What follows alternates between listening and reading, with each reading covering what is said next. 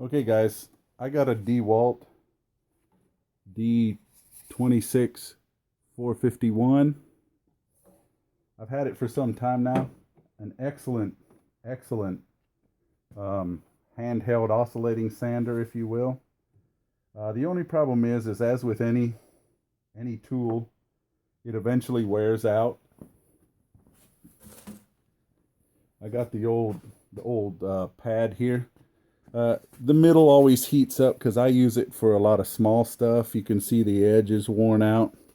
It just gets bit, and then you can see the back where the brake has just worn it out. Okay. Now the simple thing is, I have the hook and whatever they call it system. It's like Velcro.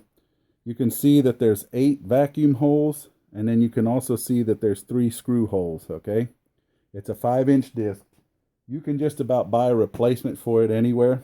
I got the 3 screws already in the new one. I bought this one on Amazon.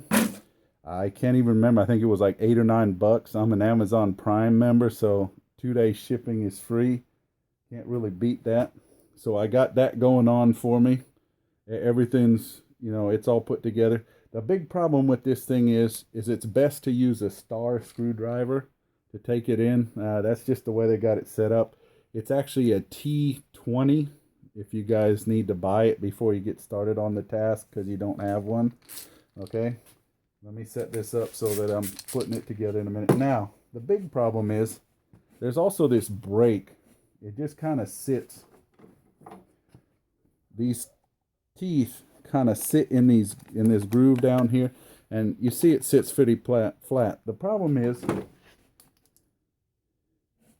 these metal pieces actually sit like springs in the edge. Okay, I'm going to put them in the new one because I bought a new brake. Okay, I bought it from these guys. Okay, these guys have always been good for parts that you can't find anywhere else. They also got some how-to videos. They don't necessarily have one for a DeWalt. I bought the new brake. I'm going to put these new pieces in. Okay, I'll try and put them in under the light so you guys can see them. When you take the old ones off, you'll see how it's supposed to go in to the new one. And I've done this before, so I know you got to kind of use a screwdriver to push them down in. Okay.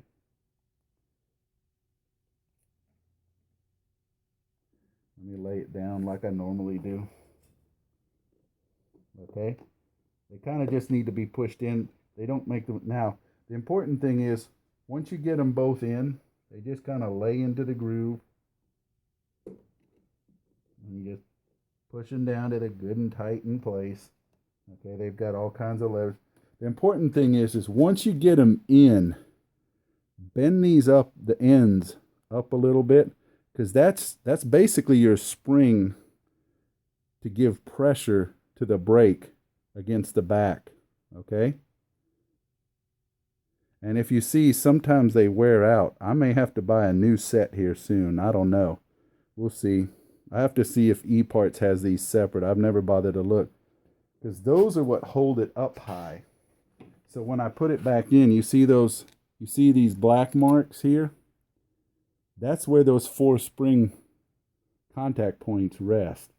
Now, if you have trouble with it spinning and spinning really fast like a router instead of an oscillating sander, means you need to go in, bend these up. Usually I tell people if you're going to have to go in and do that, it's probably time to replace the brake and replace the pad anyway, so you do all of them at the same time. The pads can be found. These guys, I mean, they're like $2.99, I think, or $1.99 or $2.50, something like that. They're amazingly cheap. I buy 2 at a time. Shipping's about $5. This is about $9 at Amazon. I think you can find them at Home Depot for about 10. I do it from Amazon because I'm a Prime member, free shipping. So it shows up in 2 days. Okay. Now, see, here's the important thing. You can see how high the brake is sitting now that I got the metal pieces bent up and everything. That's how you want it. Put it in here.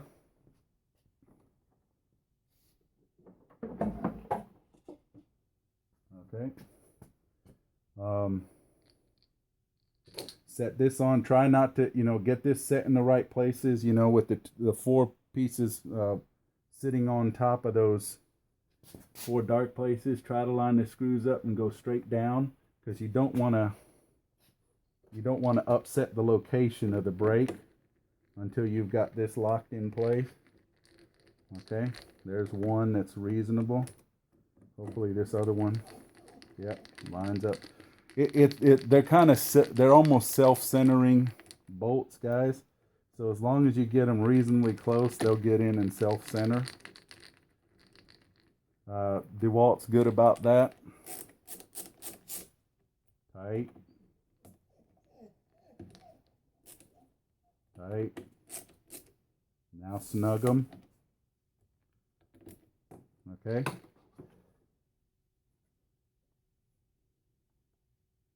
Okay. And plug it in.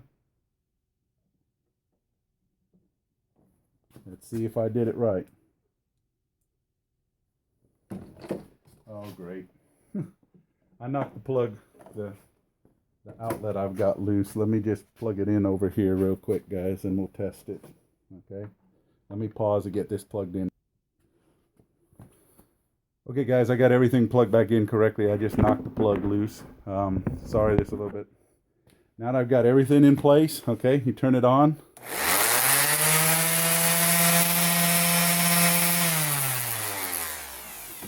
It's oscillating again. I'll just lock this in place since I got it plugged in, so I can keep it. The before video I had of it going bad before I tore it all apart did not come out right, but I'll just tell you, the way you can tell, an oscillating sander is supposed to go back and forth, and you should be able to see the 8 holes when it's on. When the brake goes out, it spins like a router. It just zzz, and I mean, sometimes it gets up at router speeds. It's dangerous. It'll tear up any work you're working on really badly, really fast, even with the lightest sandpaper. So you'll know right away. The other thing is, always keep an eye on the hook system on here. It tends to melt in certain places, and when you start seeing melting going on, 90% of the time, it won't be long before your brake has issues too. Okay, so I always keep an extra one of these on the shelf now, just because it's easy to replace, and I can't afford the time it takes to wait for them sometimes. Okay, so that's good to go. I hope this helps with some of you. The main thing that I tell everybody is if you're really desperate and you don't have the parts, just go in and fix the brake. Stretch those, bend those contact points up on those metal springs, and you can keep it going for another week or two. But the brake will have worn down to a point where it's causing trouble as well. So just buy all the pieces you need.